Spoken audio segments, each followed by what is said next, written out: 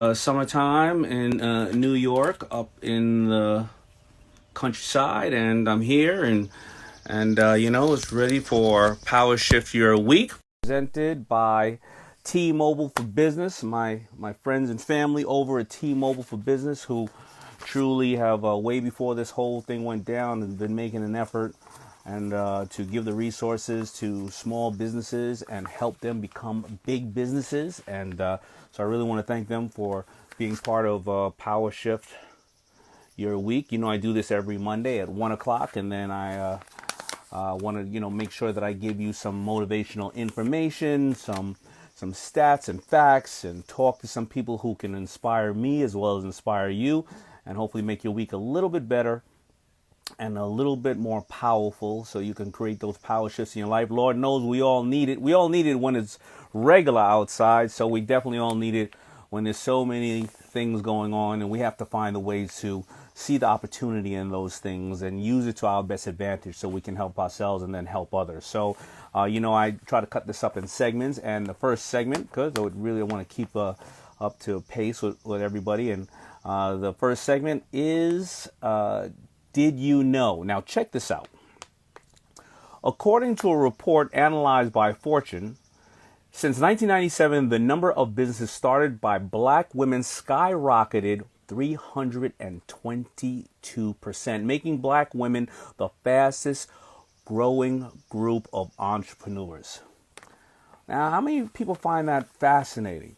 How many people find that fascinating? How many people are black women right here who own their own business, who started their own business, who knows a woman of color who started her own business? Feel free to type that in. All right. Got some good comments coming in. Great. Yes, me, ferb LLC, I think. All right. So why do I think that is amazing?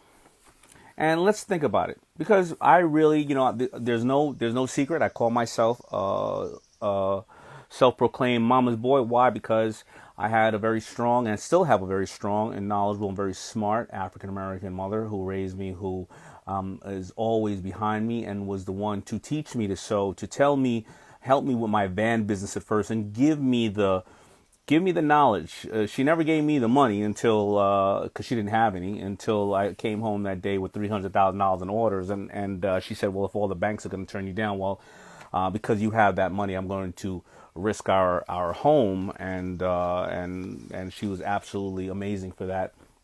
But, I also brought her, it's funny, I brought her to meeting with who would become my future partners, Bruce and Norman. And it was funny, they would laugh at me later on about, hey, we thought you were crazy. You brought your mother to a meeting. And some of you have heard this story before. And, I guess, all the people now thinking about startups and all that, think about how many times you've ever heard somebody say, yeah, I brought my mother to a meeting. Think about to my first fundraising meeting. I brought my mom, right? But I say that to say, what's wrong with bringing your mother, right? What's wrong with, why can't your mother why can't she not only be your mother, the one who gave you life, the one who raised you, but why can't she be brilliant? What if my mother was an attorney? What if my mother just had common sense? What if my mother was the one that I trusted that would give me real feedback about how whack my pitch was, or how great my pitch was, or if I'm getting a bad deal, or if I'm so excited that I shouldn't take the deal right away, I shouldn't react, I should respond? It's your mother, right?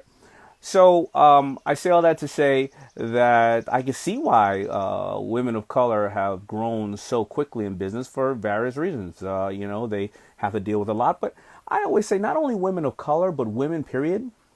I always say this, and I said it in a recent interview, that I think women are the ultimate entrepreneurs. I think mothers are the ultimate entrepreneurs. If you ever heard me say that before, why?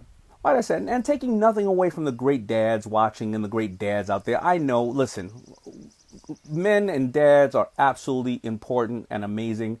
But I'm sorry, guys, we don't give birth. We don't carry around 7 pounds, 9 pounds, or 6 pounds for 9 months and then give birth to it. So women, first of all, risk their lives to do that for us. But after that, just like a real entrepreneur, Your business is your baby. It's the same thing with a woman. There is no book that a woman's ever going to read that is going to give her step by step by step by step on how to raise a child.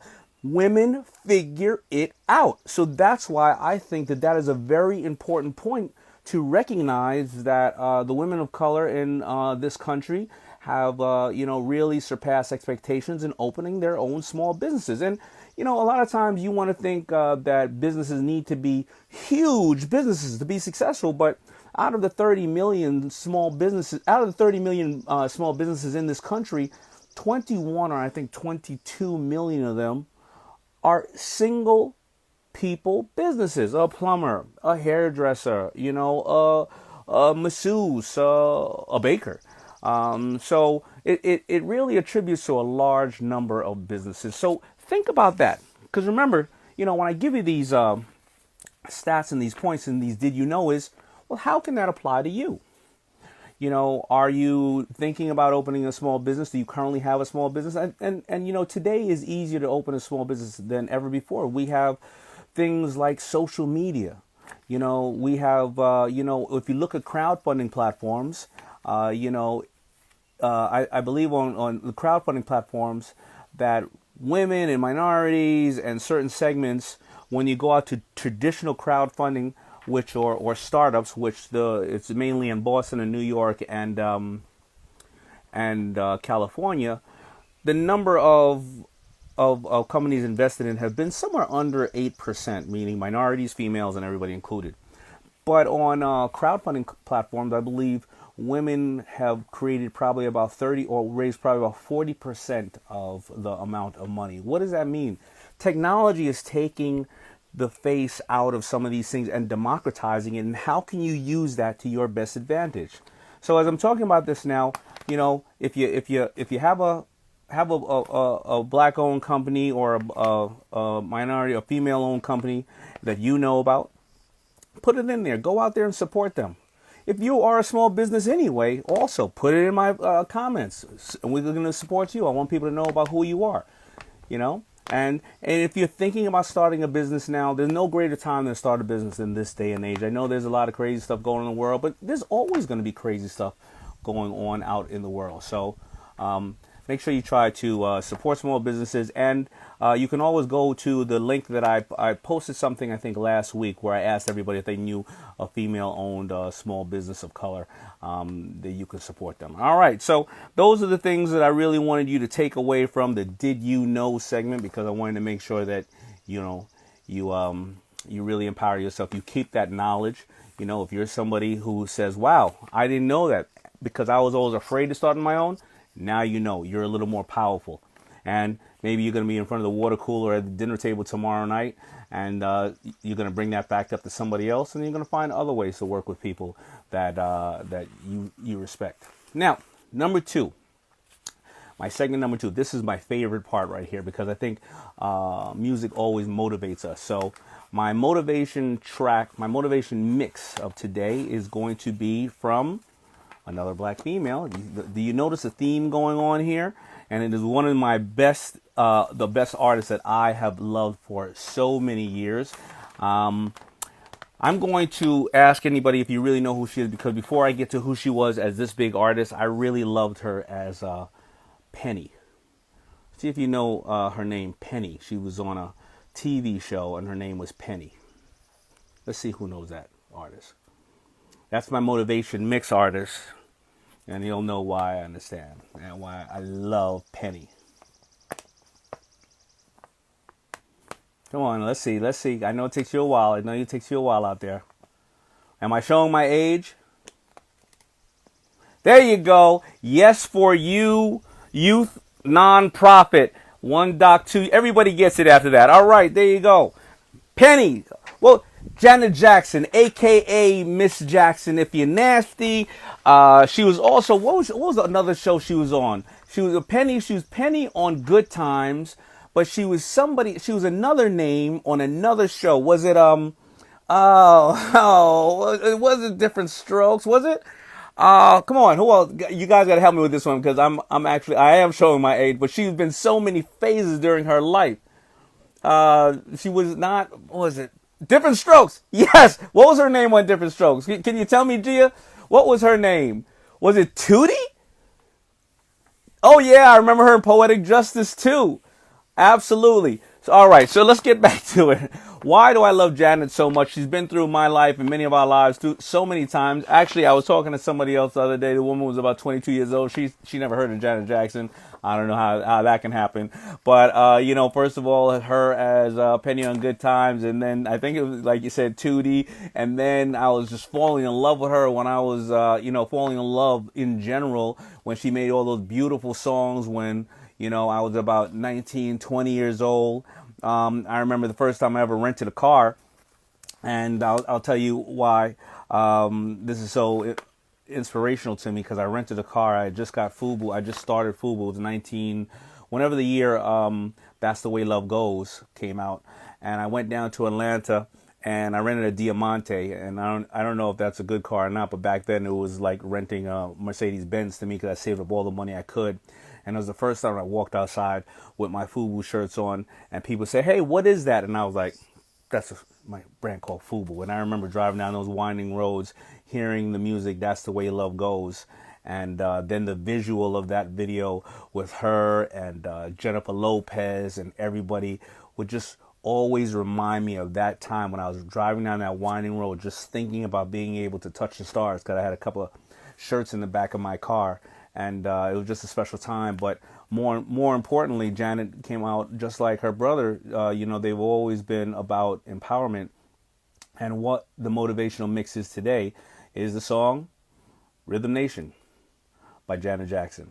And why is this song so meaningful today? Well, I could just read you the lyrics, of course. It's with music by our side to break the color lines. Let's work together to improve our way of life. Join voices in protest to social injustice. A generation full of courage. That song couldn't mean any less or any more today than when it was made, because she saw it coming, that we all see it coming, and it's always going to be here.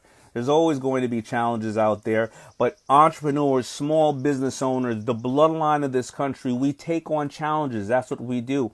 And we fight for what is right, whether it is, our furry little friends, whether it is the way that there is discrimination, whether in sex or religion or color or class and things of that nature. We just all figure it out, and that's what entrepreneurs do, and that's why I'm glad you're here with me right now. So if you want, please check out that song and the others on my Power Shift Your Week Motivation Mix playlist on Spotify.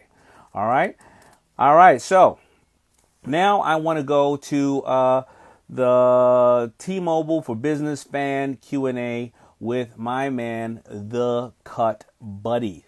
All right, I don't know if you remember the Cut Buddy. His name is Joshua, and Joshua came on, I'm not sure, I think about 2 seasons ago, maybe even 3 seasons ago. I highlighted it on a couple of my Instagrams, and that's how I keep my trim and everything and all my lines, because it's the device that you put it there. Hopefully Joshua will have one on. I'm going to bring him on right now. Let's see if my man Joshua, the Cut Buddy. Looking for Joshua, the Cut Buddy right now. Right. I don't see him yet, but shout out to Eric Patrick Thomas, the beauty shark.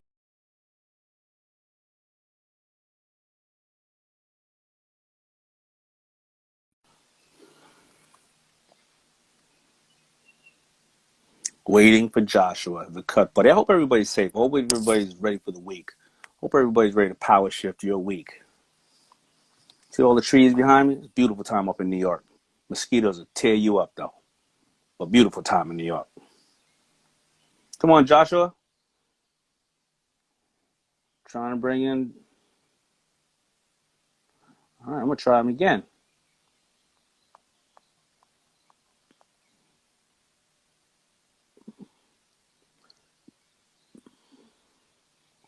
Let's try one more time. All right, if I don't get Joshua on, I'm going to bring somebody else on. So get your questions ready. Get your questions ready, and make sure the question, we all can learn from the question, inclusive of myself. Sometimes when I answer these questions, You know what? Let me see. Sometimes when I answer these questions, I learn myself actually because it makes the thought, it gives me that thought process. There we go. Cut button again.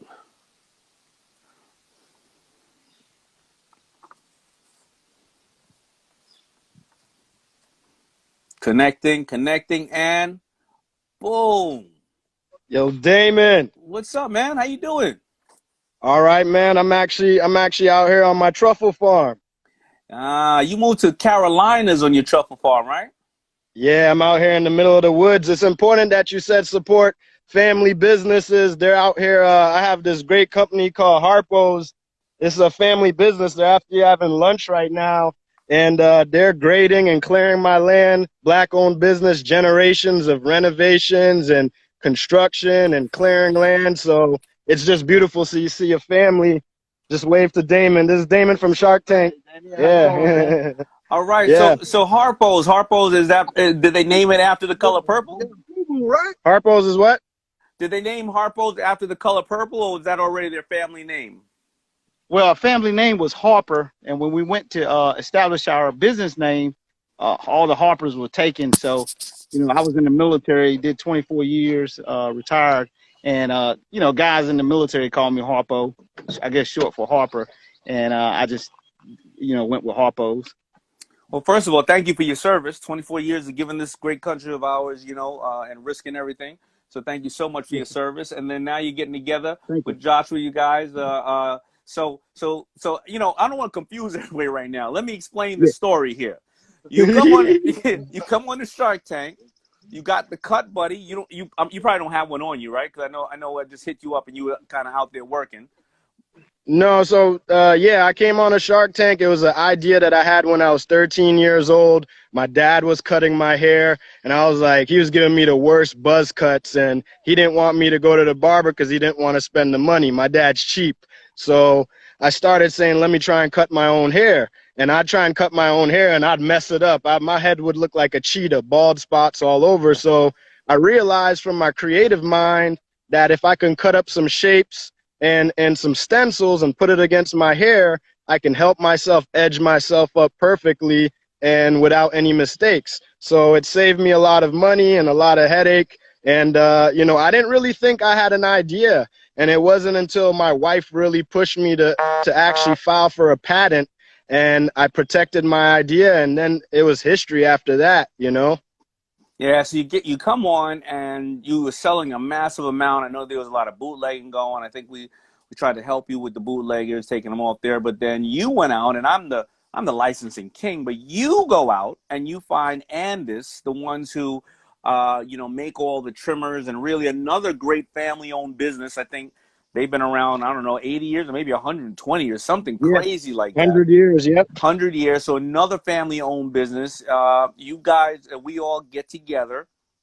And, I want people to really know about that part. I mean, they're a traditional family. They're out of Minnesota, right? Or where are they from again? Wisconsin, yeah. They're Wisconsin, fourth generation family. They get with us, and let's just be real. The color didn't matter of anything. We all had a great time. We got together. We still talk collectively. There was no issue. They felt that there was value in the market of what you had. We felt there was value in the market of what they were doing, and that we can get together and we can make some money. And now you're in Walmart, and then you're fading out. I know you're in the middle of a truffle farm. You all right? Yeah. Do you see me now? You still see me? I see you a little bit. You're breaking up. Okay. It's the middle of the woods, so I'm just trying to find a good place for reception. Go back to where you were. I think you should go back to where you were next to Harpo's. Okay, you see me?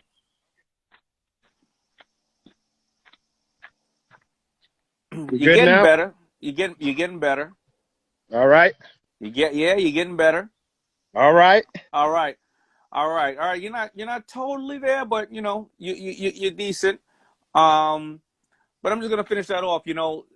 Somebody said you fell in the truffle.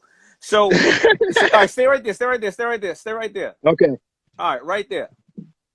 And boom. Ah, there you go. So So after the business, and you still running the business and everything, you got licensing, but you still running it. You say to me, you go, "Little man, I want to have a truffle farm." Yeah. A truffle farm. I mean, I've seen some stuff on it. Isn't that the thing that pigs look for, or dogs look for? The truffle. I mean, obviously, everybody. Well, I don't know what everybody Yeah, knows truffle. so it's a fungus that grows underground and only pigs and dogs could find it. So what I realized is, I read my books. I read The Power of Broke. I read Power Shift and things like that. I understood that you can find gaps in the market. So right now, most people can only get truffles in Italy and France, and they're using dogs and pigs, and most truffle hunters are 80 years old. So in the next 20 years, there will be no truffle hunters really. And many of the kids aren't taking over the businesses for, their parents and their grandparents. So I realized, North Carolina has the right, like weather and soil conditions. And basically that's why I said, let me take that chance. I have the age, and my dad was a microbiologist. I have some scientists, and I'm taking a chance. I have time, and I realized that the market, there's never any supply. It's always out. So there's going to be a lot of demand. All right. So how long does it take to grow a truffle?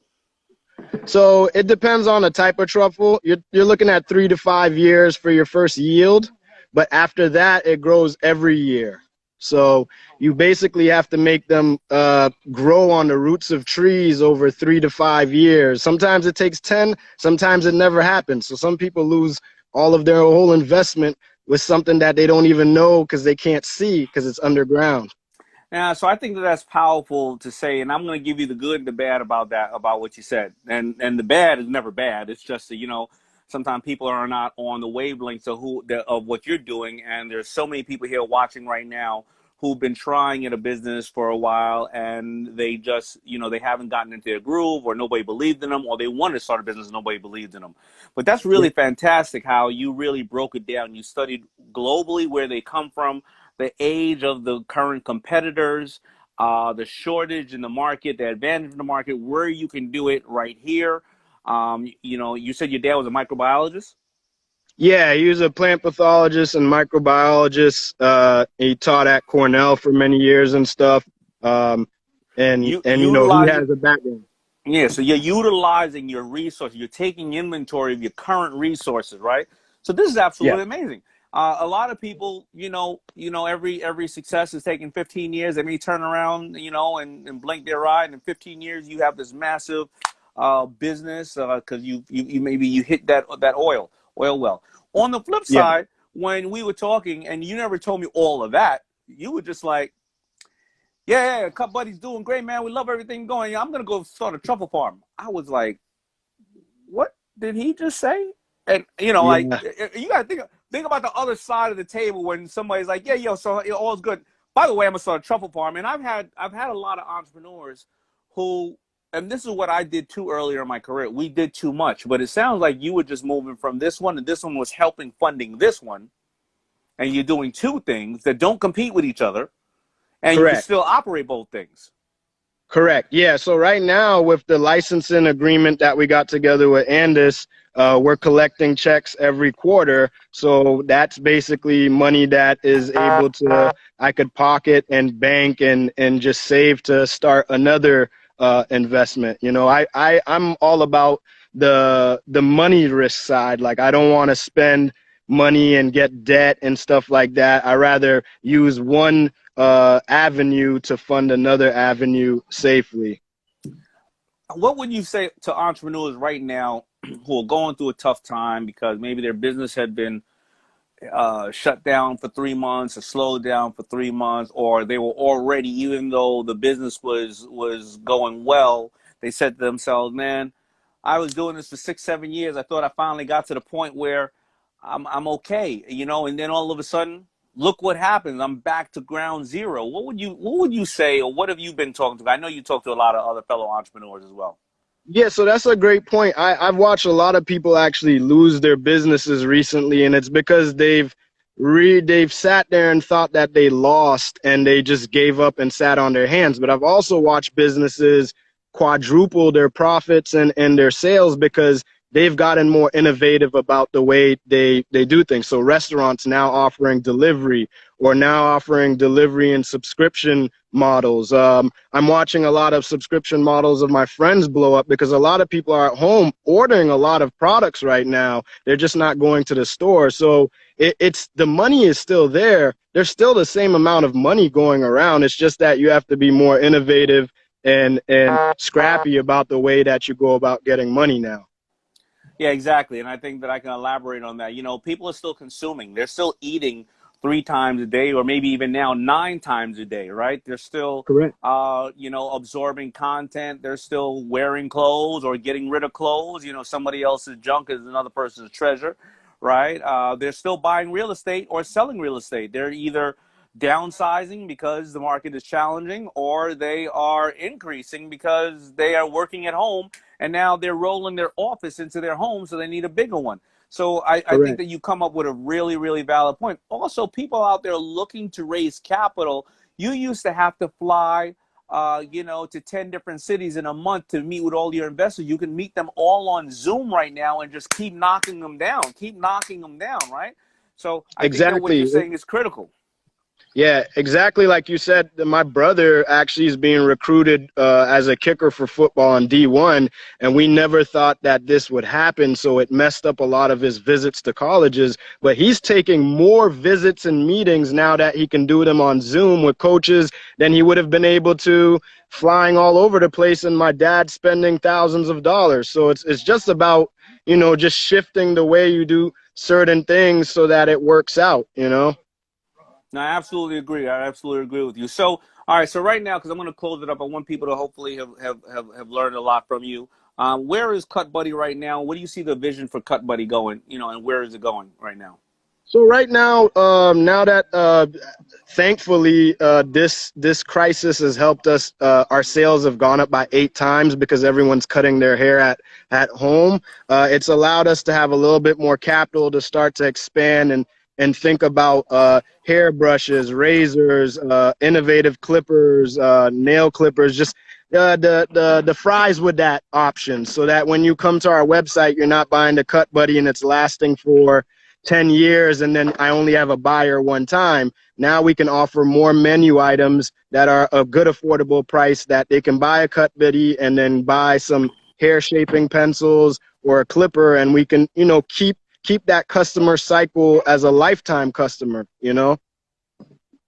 All right. And then how far are you into your truffle expectations? 2 years, 4 years? What do you think? I have a deadline at 4 years, but I'm willing to wait 10. And that's why I have these guys out here cleaning the soil and making sure there's no roots or competing funguses in the ground, because that's the stuff that would mess up my truffle. So I rather plan for a long time and make sure everything's right, and then when we're ready to go, I execute quick. And you know that about me. I don't even need to go ahead. I'm gonna go into war and get something done. All right, so everybody, listen. This is Joshua, and you can follow him at the Cut Buddy.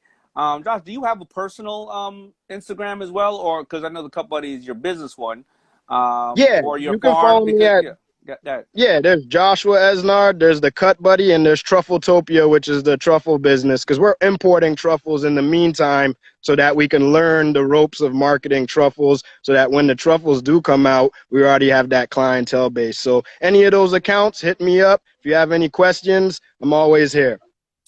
All right, so everybody, I want to break down the last 3 comments that he made. If you didn't get it, or it flew past you, or you just wasn't thinking about it. So with his current business, he is doing the supersize me, right? Because there's only 3 ways to deal with a customer: acquire a new one, upsell a current one, or make one buy more frequently. He's probably acquiring new ones because everybody's at home, but he's upselling them and saying, do you want to buy fries, basically, with that order?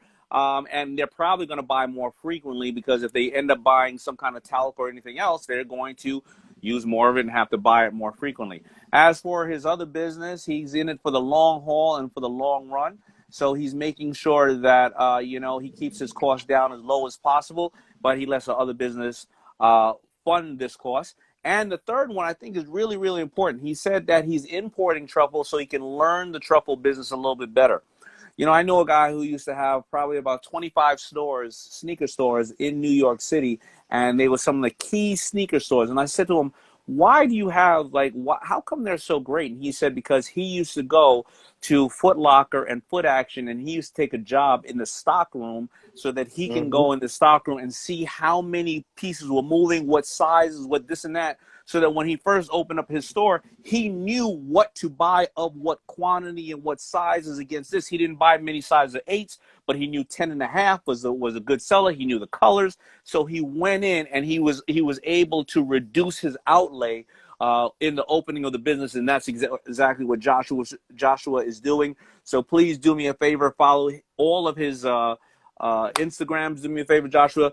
Text in the comments, because I'm gonna hang up right now. Thank you, but text in the comment your all three of your things, because I think as fellow entrepreneurs can learn from you as well, because you're just a very smart man, and just a Yeah. good person too. Well, Daymond, thank you so much. Love you. Thank you for all the help. I hope your family is nice and safe. Keep fighting that great fight for everything on the civil side and also on the entrepreneurship side. And thank you, T-Mobile, for sponsoring this. And you know what? Everyone be safe. Much love, everyone. Peace. Much love, brother.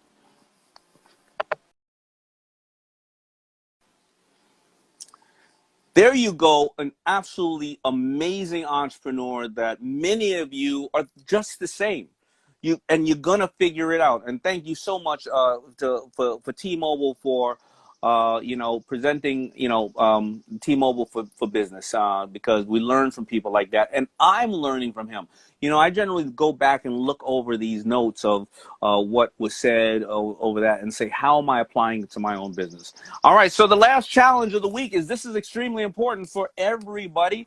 This is going to be the challenge of the week is, with all this madness, do you realize that it is time for you to register to vote and use your voice to create the change that you want to see in this country? So go to vote.org today. Please don't let this wash over you. Like a lot of times people say go do things and you go, oh, it just sounds like a commercial. I'm not getting paid by vote.org. T-Mobile is not getting paid by vote.org. But if you want to see critical change in this country or in business, or you want to support what's going on in any form, you need to know who represents you. And also the census.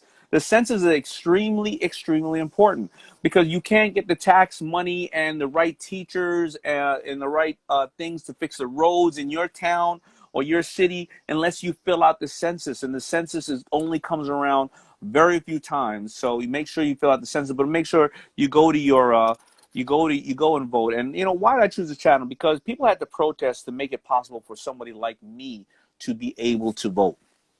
Right? People had to make it possible for females to be able to vote.